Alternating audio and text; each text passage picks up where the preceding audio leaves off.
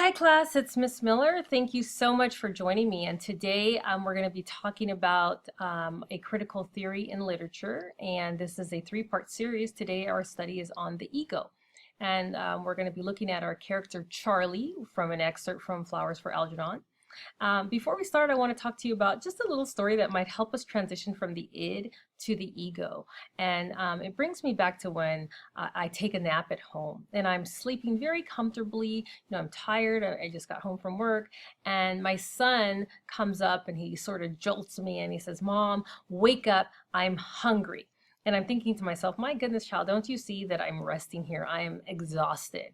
And he sort of gives me a look like, weren't you made just to feed me? I mean, what other purpose do you serve?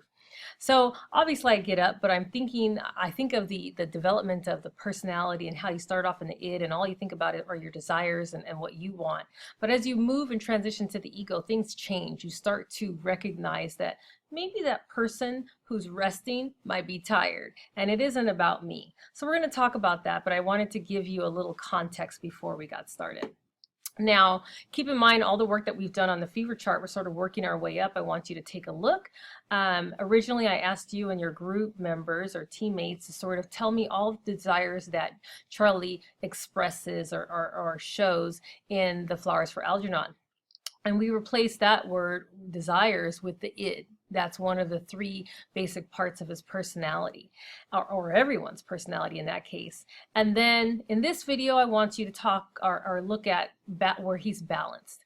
And this is where we're going to sort of address his ego, Charlie's ego. And what does that really mean? I know that we all have our own definition of ego, and it has this connotation where a person may perhaps even be full of themselves, but it goes a little bit further than that. So and it's not limited to that either. So let's take a look to see how this ego sort of plays out in our character Charlie in Flowers for Algernon. Now, the ego is the reality principle. It's where we start to base things on reality. Now, when we think about the id, remember originally that was the pleasure principle. I need something right away. Well, in the reality principle, there's a delayed response because we still have this id, this little baby that has to be satisfied. We want to, you know, be fed, so we'll just cry. But now we have a delayed response where we look around, we are basing things on reality, and we recognize, you know what? It's not just about us. There are other people around. So I can't just scream and cry and carry on like this in an ego state. Now there's a little bit of development that happens here. So now I'm in my ego state and I realize that I have to find another way to be fed or meet my needs instead of screaming or crying at the top of my lungs or throwing a tantrum, because I recognize that in reality, it's not just me, there are other people around. Okay, so if we think back to my original story, maybe my son might look at me and say, "Oh, wait a minute, that lady there, she's not there just to feed me, she's actually there, she's tired. And perhaps she can feed me later." So I've got to find a way to make up for this without waking her up. And that would be a good way to go about it. So there's tension and there's a delayed response, but some characteristics of an ego is perhaps you have a little bit more self-control than you did in your id state. You have that time to now make a different decision.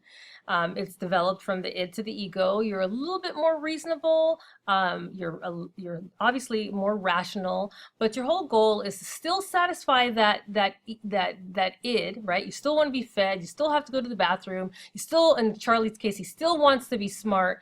But how can we avoid the consequence? So that's the purpose of the ego. So there's no concept of right or wrong or good or bad. It's just I need to keep the id happy, but I don't want to suffer any consequences as a result. So how do we go about this? And if you look at the image here, we've got this guy who's looking at the sugar and then he's looking at the fruit. You know, what do I do? Do I eat this or that? Now, gosh, I sure would love to have that sugar, but then how do I avoid the consequence of, you know, whatever comes with that, right? When we take a look at the ego, you want to look at it, the big picture, even though we've been doing it in isolation in terms of our video, we still have the id, the ego, and the superego, which we'll cover in our next video. But the ego is the strongest part of who we are and our personality. This is one that functions on a conscious level. And so obviously when you look, it's the one in the middle, it's a balance. We have to eventually find a balance between the id and the superego, and that's where our ego lies, who we are or who we think we are. Now, I have the big I here because when you think about the ego, it really is all about the self. In terms of how do you perceive yourself? What is your self-image? How does Charlie feel about himself?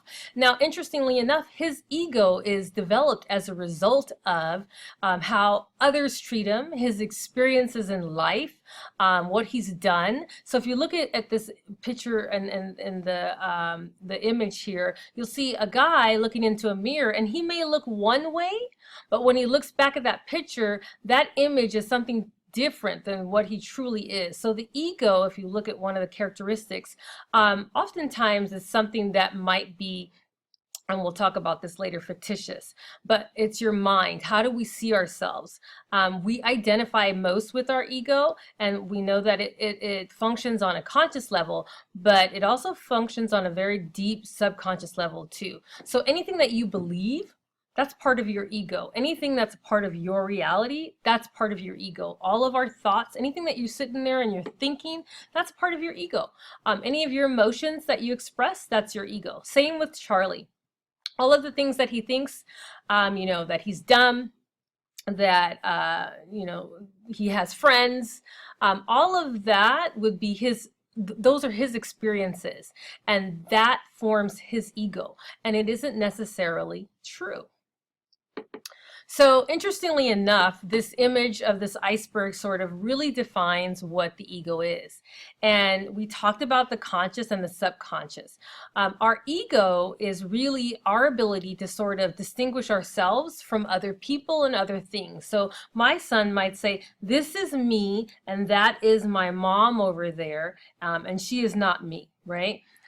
This is what I think, this is my body. And so there's where you develop that sense of importance. The ego is very clingy, right? It becomes very attached to the self.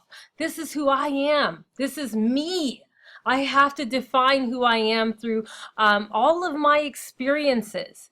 And in some cases, the ego might hold you back because it's accustomed to you being a certain way. And so you might see yourself just in this box.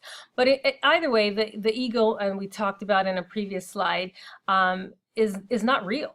It's fake. It's based on our own experiences. That has sort of formed how we see ourselves, and that ultimately is our ego. The other thing you should know is that if you look at the image, it shows most of our mind or our brain submerged in water. About 90% of it is something that is below the surface. We don't know what that 90% is. So there's a small part, that 10% up top, and it's clear that's our conscious level, our ego, that we sort of, that's the part we do know. A little part of our ego, some of our superego, but we'll talk about that later. So we know very little about who we are. And what we do know isn't necessarily accurate. So, that could be refreshing for Charlie, right? He's not dumb. And some of it isn't true. Those people aren't really your friends. So there's lots of things to think about as we sort of investigate this idea of the ego.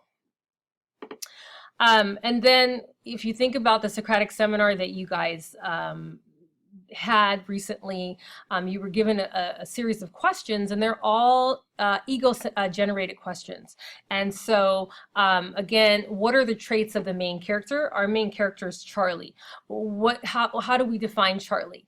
And is that his ego? What do you learn about the character through the narrator? So we're going to find out the character through the narrator, through how he sees himself. We're going to be it's also going to be defined by his experiences with other people, the people that he works with, Miss Kenyon, the doctors, all of those, the mouse, all of those sort of form his ego, all of his experiences.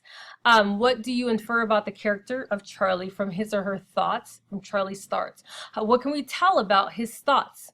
What can we tell about what he does? What can we tell about Charlie based on what he says? Because all of that defines his ego, right? And how does Charlie view himself? Okay, so again, this tells us a very narrow picture of Charlie, but in a sense, it does define his ego.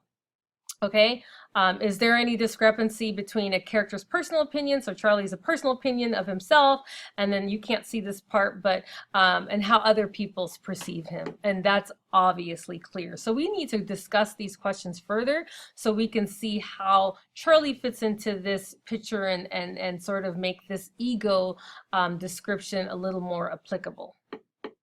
And we do all of this work, right, of the study of the id and the ego, and then we're eventually going to talk about the superego so that we can really develop our thematic statement. So this is a work in progress, and even though you may have brainstormed one and worked collaboratively to come up with an initial or preliminary thematic statement, we still have to study all of this to really wrap our minds around what specifically is the theme of our story as we observe this struggle or conflict between Charlie's subconscious and his conscious and his ego and what he knows about himself, and how does that all play into it.